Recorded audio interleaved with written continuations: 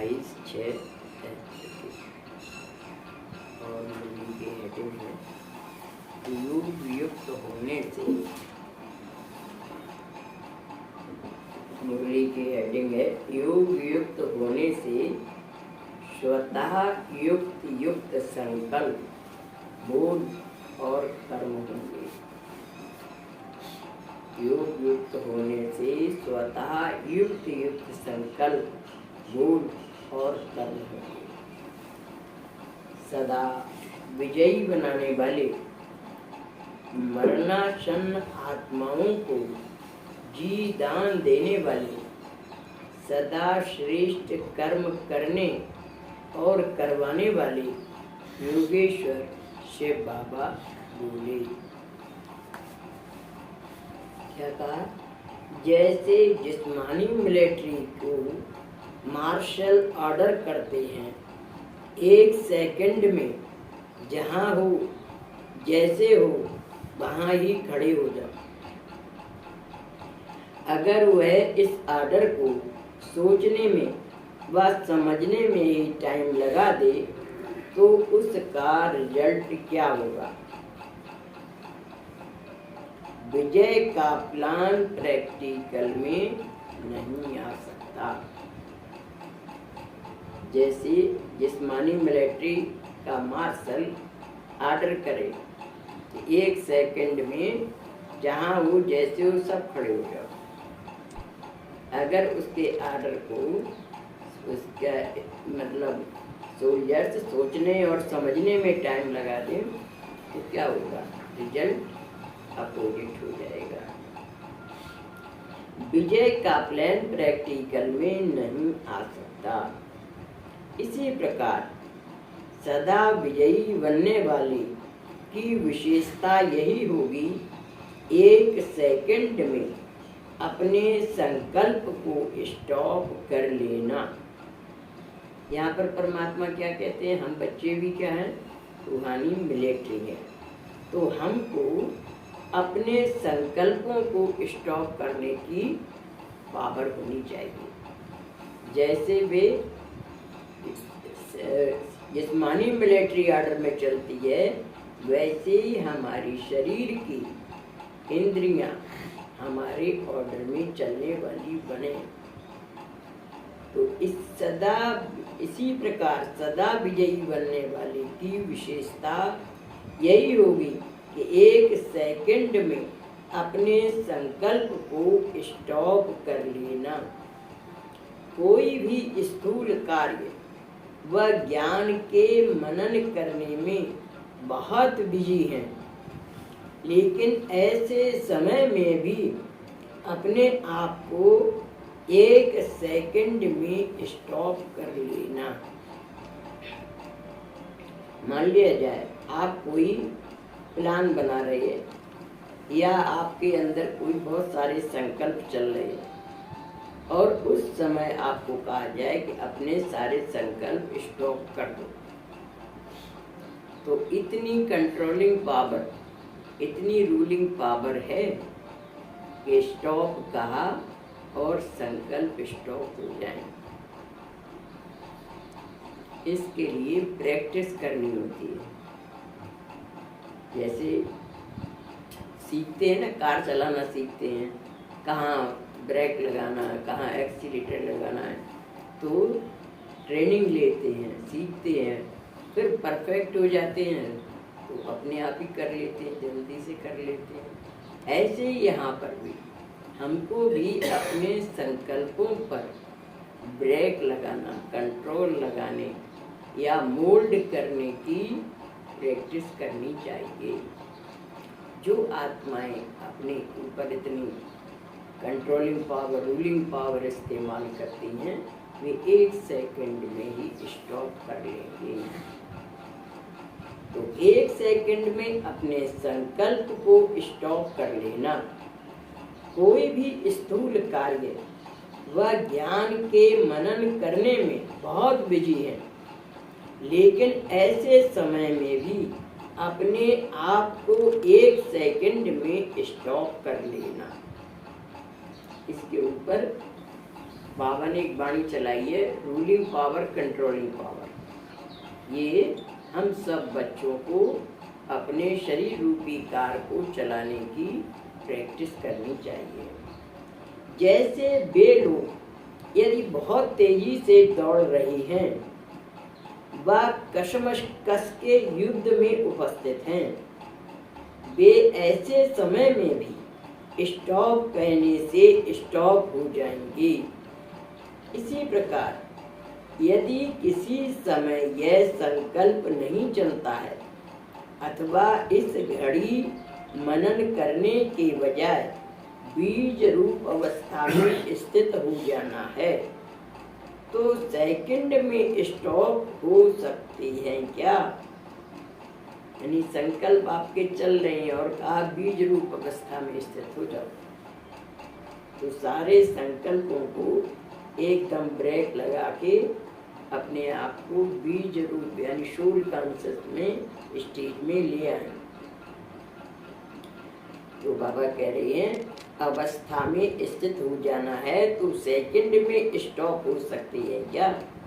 जैसे स्थूल कर्मेंद्रियों को एक सेकंड में जैसे और जहां करना चाहो यह कर सकती हैं, अधिकार है ना उन पर।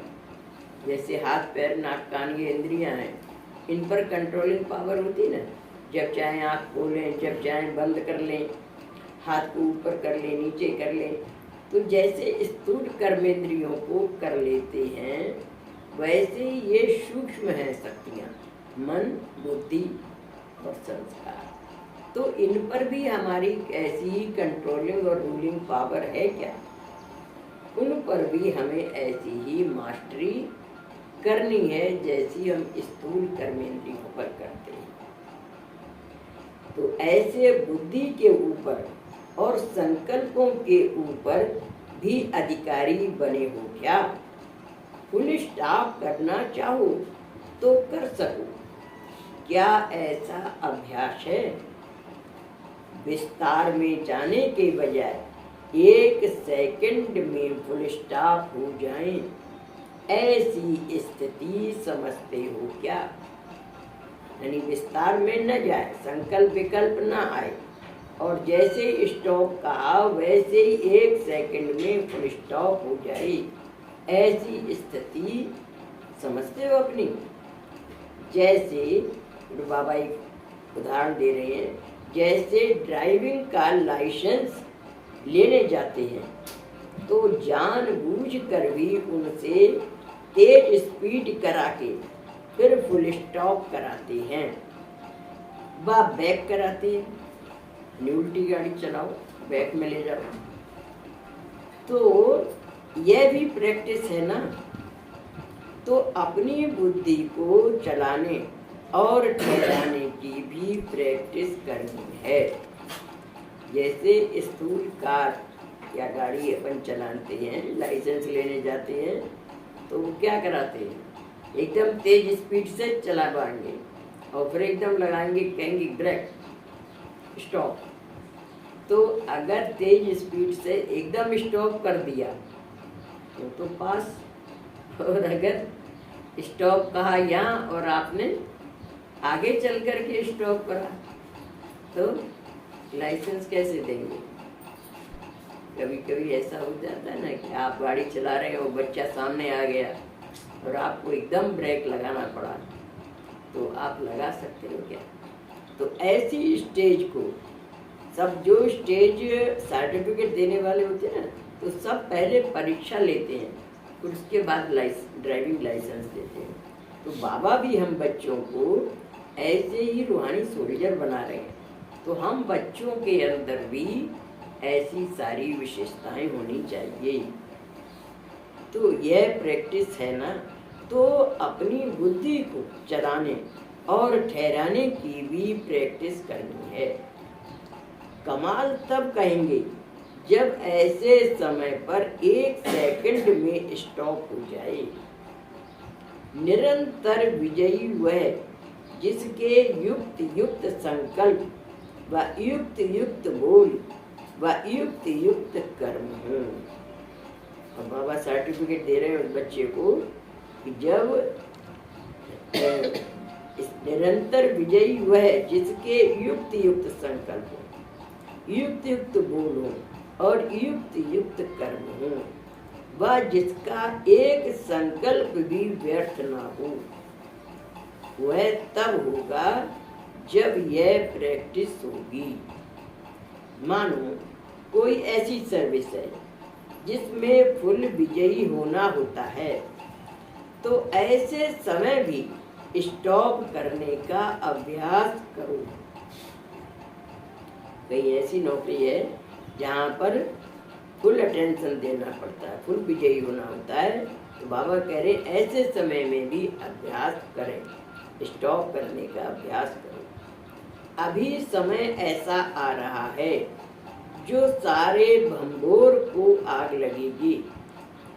उस आग से बचाने के लिए मुख्य दो बातें आवश्यक हैं। जब विनाश की आग चारों ओर लगेगी, उस समय आप श्रेष्ठ आत्माओं का पहला कर्तव्य है शांति का ध्यान देना, अर्थात सफलता का बल देना। उसके बाद क्या चाहिए? फिर जिसको जो आवश्यकता होती है वह पूर्ण की जाती है। आप लोगों को ऐसे समय उनकी कौन सी आवश्यकता पूर्ण करनी पड़ेगी, उस समय हरेक को अलग अलग शक्ति की आवश्यकता हो। यानी वहाँ पर कहीं पर भी आग लगती है तो सारा एटमॉस्फेयर कैसा हो जाता है, हलचल का हो जाता है। उस समय किसी को अपने घर बचाने की होगी, किसी को अपने रिश्तेदार बचाने की होगी, किसी को कुछ बचाने का होगा, तो संकल्प उनके विभिन्न प्रकार के चल रहे होंगे। तो हरेक को अलग अलग शक्ति की भी जरूरत होगी। तो ऐसे समय में आप कैसे उन सबको संभालेंगे? तो बाबा कह रहे हैं कि आप लोगों को ऐसे समय पर उनकी कौन कौन सी आवश्यकता पूर्ण करनी पड़ेगी। उस समय हरेक को अलग अलग शक्ति की आवश्यकता होगी। कोई को सहन करने की शक्ति की आवश्यकता होगी, किसी को समेटने की शक्ति की आवश्यकता होगी, किसी को निर्णय करने की शक्ति की आवश्यकता होगी और कोई को मुक्ति की आवश्यकता होगी। जिसकी जो आशा होगी वह पूर्ण करने के लिए बाप के परिचय द्वारा 1 सेकंड में अशांत आत्मा को शांत कराने की शक्ति भी उस समय आवश्यक है। कोई आत्मा अशांत है तो परमात्मा का परिचय द्वारा 1 सेकंड में उसको शांत कराने की शक्ति की भी आवश्यकता होगी। तो यह सभी शक्तियाँ अभी से ही इकट्ठी करनी है, नहीं तो उस समय जीदान कैसे देंगे। यानी आपके अंदर सर्व शक्तियाँ होंगी, तब आप उनको उस समय वो शक्तियाँ दे सकेंगे। अगर आपके पास ही कलेक्शन नहीं होगा तो आप कैसे दे पाएंगे?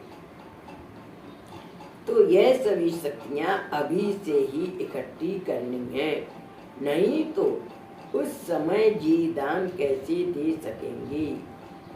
सारे विश्व की सर्वात्माओं को शक्तियों का दान देना पड़ेगा। बाबा क्या कह रहे हैं? 1-2 को नहीं है, बल्कि सारे विश्व की सर्व आत्माओं को शक्तियों का दान देना पड़ेगा।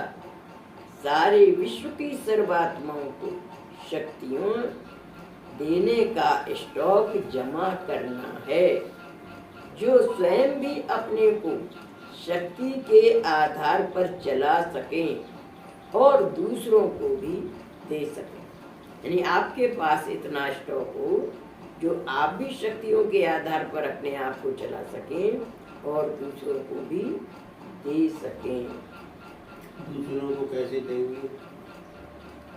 देखो, वाइब्रेशन से भी देते हैं और वाणी से भी दे सकते हैं। कोई बहुत घबरा रहा है, धीरज रखो, शांत होगा। मुंह से भी बोलना पड़ता है, और कभी कभी वाइब्रेशन हमारे से ऐसे निकले कि शांति के वाइब्रेशन जो पास बैठने वाली आत्माओं को भी शांति की महसूसता हो। जैसे फ्रिज खोलते हैं या समुद्र के किनारे जाते हैं तो समुद्र की जो लहरें हैं उनसे इतनी शीतलता आती है कि वहाँ ठंडक का महसूसता होती है। फ्रिज खोलते हैं तो ठंडक की लहर आती है और अपने आप को फीलिंग आती है कि ठंडी लहर आई। इतना ही हम बच्चे कूल स्टोर बन जाएं कि हमारे पास बैठने वाली आत्माओं को भी हमसे शांति की वेव्स पहुँचे। वो कब होगा? जब हमारे पास इतना शांति का स्टॉक होगा। अगर हम ही हलचल में होंगे तो जैसी हलचल की स्थिति होगी तो हलचल के वाइब्रेशन जाएंगे ना। इसलिए हम बच्चों को इतना स्टॉक हर चीज का जमा करना है कि हम हर परिस्थिति में जिस समय जिस चीज की सामने वालों को जरूरत है वैसा दे सके। तो इतना स्टॉक जमा करना है जो स्वयं भी अपने को शक्ति के आधार पर चला सके और दूसरों को भी दे सके। कोई भी वंचित न रहे। एक आत्मा भी यदि वंचित रही तो बोझ किस पर होगा? जो निमित्त बने हुए हैं जी दान देने के लिए, यानी जो निमित्त बनी हुई आत्माएं हैं उनको ऊपर बोझ आएगा कि वे सबको सेटिस्फाई नहीं कर पाए। तो अपनी हर शक्ति के स्टार को चेक करो। जिसके पास शक्तियों का स्टार जमा है वही लकी स्टार्स के रूप में विश्व की आत्माओं के बीच चमकते हुए नजर आएंगे। यानी जिनके पास इतना स्टॉक जमा होगा जो दूसरों को दे सके, तो ऐसी आत्माएं लकी स्टार यानी सौभाग्यशाली सितारे के रूप में विश्व की आत्माओं के बीच चमकते हुए नजर आएंगे। तो अब ऐसी चेकिंग करनी है, यानी हर एक को अपनी चेकिंग करनी है कि मेरे पास इतना सर्व शक्तियों का स्टॉक जमा है। अमृत वेले से उठकर अपने को अटेंशन के पट्टी पर चलाना है।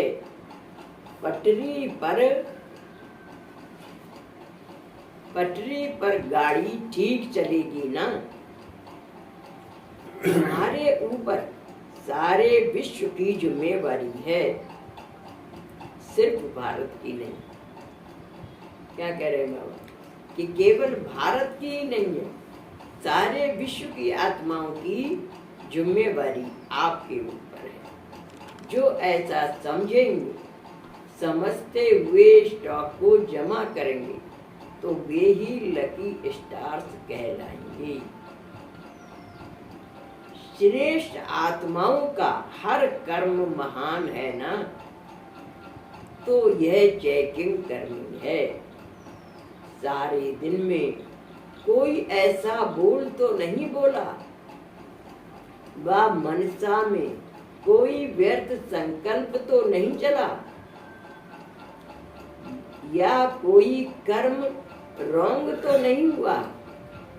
हर संकल्प पर पहले से ही अटेंशन रहे। योग युक्त होने से ऑटोमेटिकली युक्त संकल्प बोल और कर्म होगा। अब मेडिटेशन बाबा ने बता दी कि कैसे होगा। योग युक्त होने से हमेशा ही अगर बाबा की याद में रहेंगे तो ऑटोमेटिकली माने स्वाभाविक रूप से आपका संकल्प भी युक्त होगा, बोल भी युक्त निकलेगा और कर्म भी युक्त होगा। तो कनेक्शन अगर पावर हाउस से जुटा है, भगवान से कनेक्शन जुटा है, तो आपका संकल्प बोल कर्म अपने आप ही राइटियस होगा।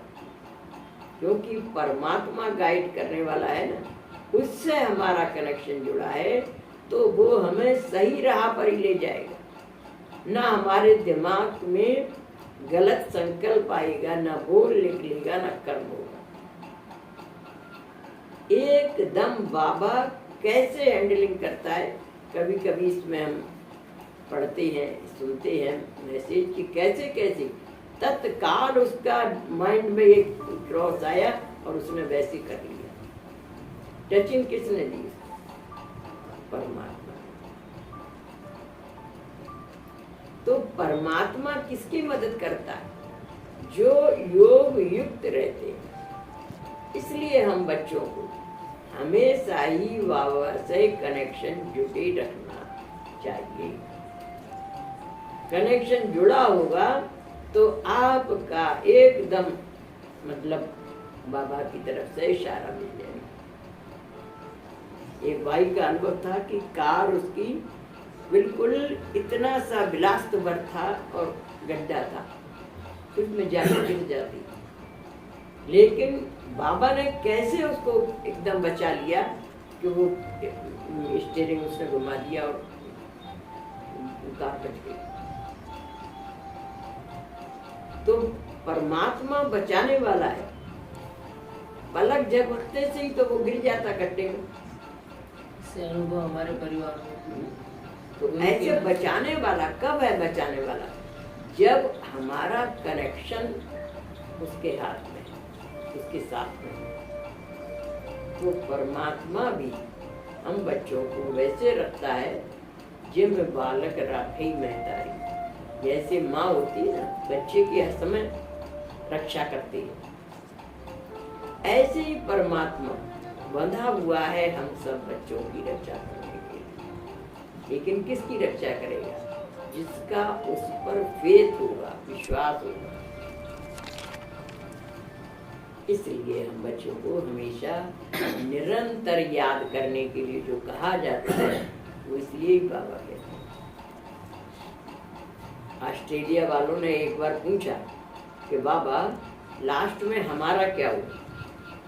जब सब जगह पानी पानी हो जाएगा, समुद्र का लेवल सब बढ़ जाएगा और सब देश पानी में डूब जाएंगे, तो हमारा क्या होगा? तो परमात्मा ने यही जवाब दिया कि जो बच्चे योग युक्त होंगे उनके लिए फ्लाइट आ जाएगी, विमान आ जाएगा, एरोप्लेन आ जाएगा, और वे उस समय उनको टचिंग होगी कि एरोड्रम पर जाओ, हवाई अड्डे पर जाएंगे और एरोड्रम पर उनको हवाई जहाज मिल जाएगा और भारत में आ जाएगा।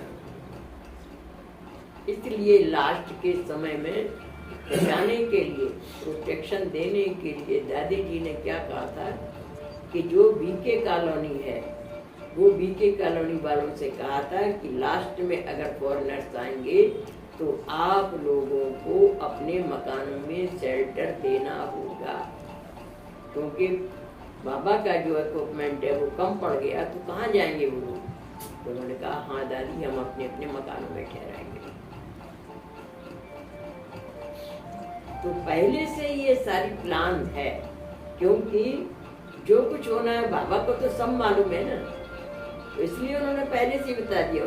सहायता किनको मिलेगी? जो योग युक्त होंगे उनको टचिंग आएगी। जाओ अरुणा।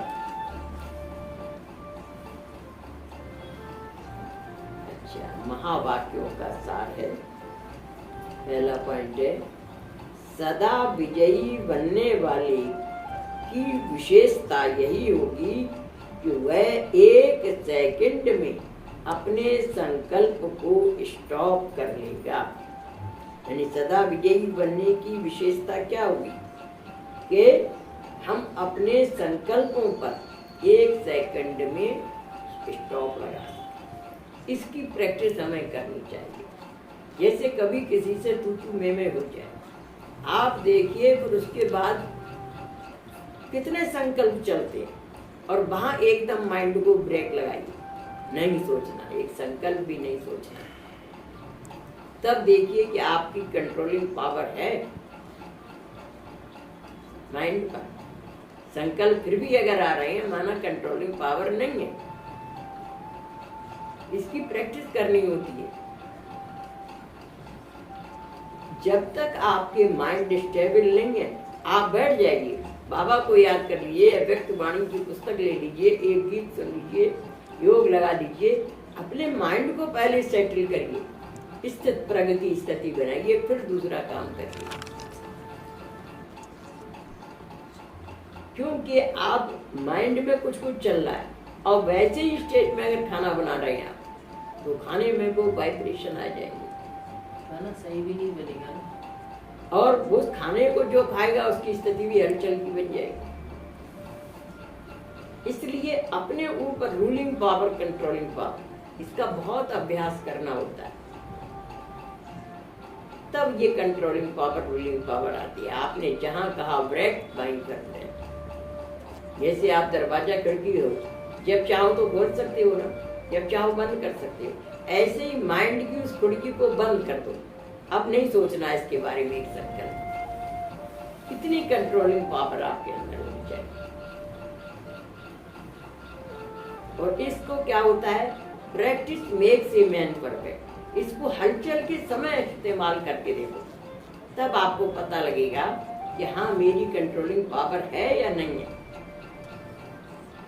ऐसे सामान्य ऑर्डिनरी स्टेट में तो आप कंट्रोल कर लेंगे, कोई बात नहीं, लेकिन किसी से तू मैं हो जाए और उस समय आप अपने आप को कंट्रोलिंग पावर करके देखो, तब आपको पता लगेगा कि हाँ मेरे अंदर कंट्रोलिंग पावर है, रूलिंग पावर है। मैं स्टेज रुकने के लिए फुल स्टॉप लगा रहा हूँ, कितनी देर लगती है मेरे को फुल स्टॉप लगाने।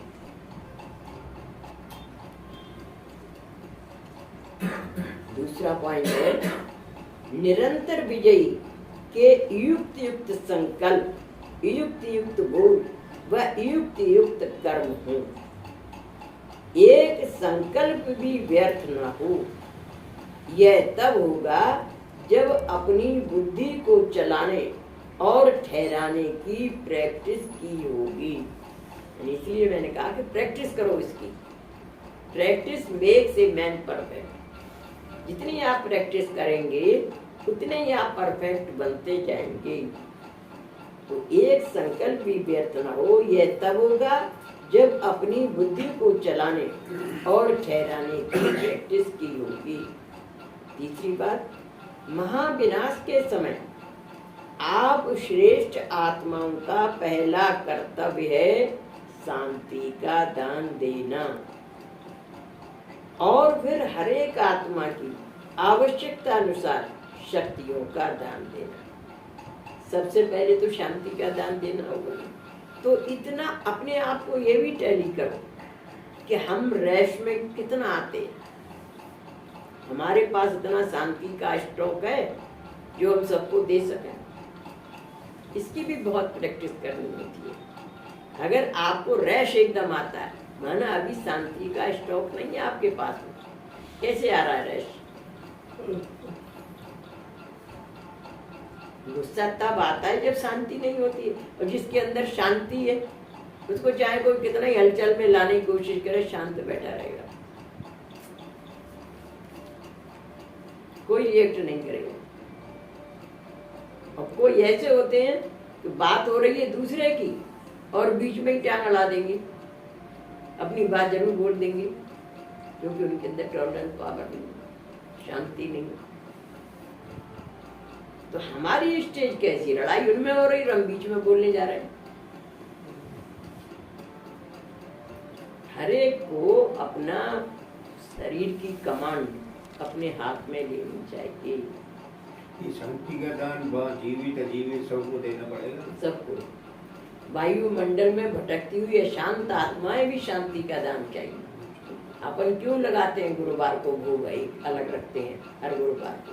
उन आत्माओं को जो वायुमंडल में अकाल मृत्यु हो गई है, जैसे कोई सुसाइड कर लेता है अथवा किसी का मर्डर कर दिया, ऐसी बहुत सी आत्माएं वायुमंडल में भटकती रहती हैं जिनकी अशमय मृत्यु हो गई है, या तो सुसाइड कर लिया या किसी ने उनका मर्डर कर दिया। तो ऐसी भटकती हुई आत्माएं लास्ट में किसी किसी के शरीर में प्रवेश करेंगी अष्ट पेपर का कैसेट है, उसमें सुना था हमने कि एक के शरीर में 8-8 आत्माएं प्रवेश कर जाएंगी, ऐसी भी स्टेज आएगी। अब सोचिए, अगर एक सोल प्रवेश कर जाती है तो कितना नचा देती है उस आदमी को। जिससे शरीर में 8 सोल प्रवेश कर जाएं तो वो आत्मा कितनी बेचैन हो जाएगी। उन भटकती हुई आत्माओं को शांति का दान, भोग का दान दिखलाते हैं, अलग जो रखते हैं कि वे आत्माएं तृप्त रहें जो बाबा के बच्चों को तंग नहीं करें। इसलिए उन आत्माओं का उस समय आह्वान करते हैं कि आओ आप आत्माएं जो भी वायुमंडल में भटक रही हो, भोग स्वीकार करो। तो महाविनाश के समय आप श्रेष्ठ आत्माओं का पहला कर्तव्य है शांति का दान देना, और फिर हर एक आत्मा की आवश्यकता अनुसार शक्तियों का दान देना। चौथा है श्रेष्ठ आत्माओं का हर कर्म महान होता है। श्रेष्ठ आत्माओं का हर कर्म महान होता है। ओम शांति।